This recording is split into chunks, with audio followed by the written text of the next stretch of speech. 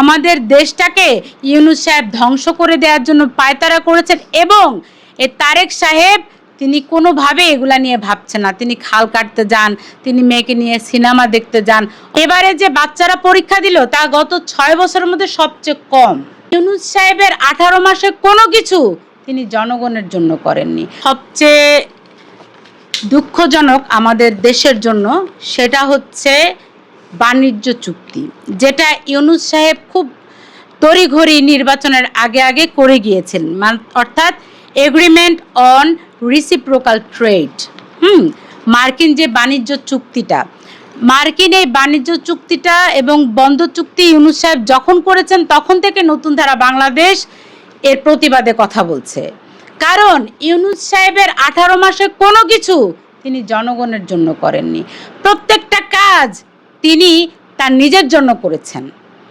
তিনি তার প্রতিষ্ঠানগুলোকে সুদ করমুক্ত করে দিয়েছেন, তিনি তার হাসপাতালকে অনুমোদন করেছেন, তিনি সব কিছু তার নিজের জন্য করিয়েছেন। এবং এই যে এগ্রিমেন্ট অন রিসিপ্রোকাল ট্রেড, এটা করার কারণে, বাণিজ্য চুক্তিটা করার কারণে বাংলাদেশ সবচেয়ে বেশি ক্ষতিগ্রস্ত হবে। এই অসম শর্তযুক্ত যে চুক্তিটা, এই চুক্তির জন্য বিশাল বড় রাজস্ব ক্ষতি হবে। কারণ আমরা আমেরিকাতে যেই পণ্যটা পাঠাবো, বিনিময়ে আবার আমেরিকা থেকে আমাদের পণ্য আনতে হবে। এতে করে যেটা হবে, আমেরিকা থেকে আমরা কি কি পণ্য আনবো? সয়াবিন তেল, ভোজ্য তেল, ডেইরিজাত পণ্য মানে দুগ্ধজাত পণ্য, দুধ, ঔষধ, প্লাস্টিক, তুলা, কৃত্রিম তন্তু, এরকম বিভিন্ন পণ্য আমেরিকা থেকে আমাদের আনতে হবে। আমেরিকা থেকে যদি পোলট্রি ফার্ম আসে, মুরগি, গরুর মাংস, তাহলে আমার দেশের যে পোলট্রি যেটা আছে সেই ফার্মের ব্যবসাটা টিকে থাকবে? থাকবে না। আমেরিকা থেকে যদি আমাদের দুধ আর দুগ্ধজাত পণ্য আনতে হয়, তাহলে আমার দেশের খামারিরা বেঁচে থাকবে? থাকবে না। আমেরিকা থেকে সয়াবিন তেল নিয়ে আসার একটা পায়চারা করে গেছে ইউনূস বলেই বাজারে ভোজ্য তেল নাই। ভোজ্য তেলের সিন্ডিকেট করে ভোজ্য তেল বাজারে আটকে রাখা হয়েছে, কারণ এখন আমেরিকার থেকে তেল এনে আমাদেরকে খেতে হবে। তাহলে বুঝেন আমাদের দেশটাকে ইউনূস সাহেব ধ্বংস করে দেওয়ার জন্য পায়তারা করেছেন এবং এই তারেক সাহেব তিনি কোনোভাবে এগুলা নিয়ে ভাবছেন না। তিনি খাল কাটতে যান, তিনি মেয়েকে নিয়ে সিনেমা দেখতে যান, অথচ জনগণ, মরা জনগণকে আরও মারার চুক্তি হলো এই বাণিজ্য চুক্তি। কিন্তু মালয়েশিয়া এই বাণিজ্য চুক্তি থেকে সরে গিয়েছে।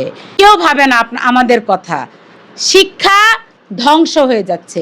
গত বছর অর্থাৎ ইউনূসের আমলে পরীক্ষার্থীর সংখ্যা ছিল 19,28,970 জন। এক বছরে সেই সংখ্যা কমে দাঁড়িয়েছে 18,57,344 জন। অর্থাৎ 1.25 লক্ষ শিক্ষার্থী ঝরে গেছে। এক বছরের ব্যবধানে প্রায় 1 লক্ষ শিক্ষার্থী শেষ। তার উপরে নিবন্ধিত 4.5 লক্ষ শিক্ষার্থী ওরা পরীক্ষাই দিচ্ছে না। ভাবেন, একটা দেশে বছর বছর শিক্ষার্থীর সংখ্যা বাড়বে, শিক্ষিতের হার বাড়বে, আর বাংলাদেশে সেটা কমছে।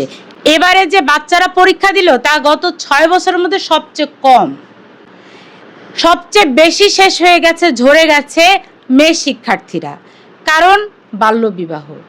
মেয়েরা 7 পাস 8 পাস করার আগেই বাচ্চাদেরকে ধরে ধরে বাবা মা বিয়ে দিয়ে দিচ্ছে।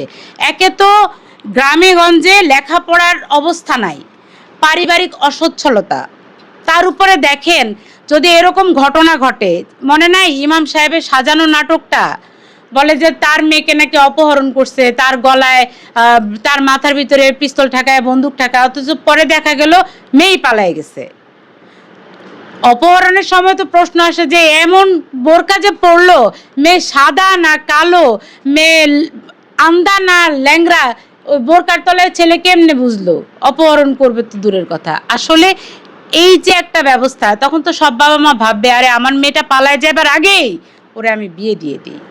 তাই তো চলছে। এবং হুজুররা এর জন্য সবচেয়ে বেশি দায়ী, কারণ হুজুররা ওয়াজে বলে বেড়াচ্ছে যে নবীজি যেহেতু ছোট বয়সে বিয়ে করে ফেলেছিলেন, হ্যাঁ, এই জন্য বাল্যবিবাহ দেয়া সুন্নত।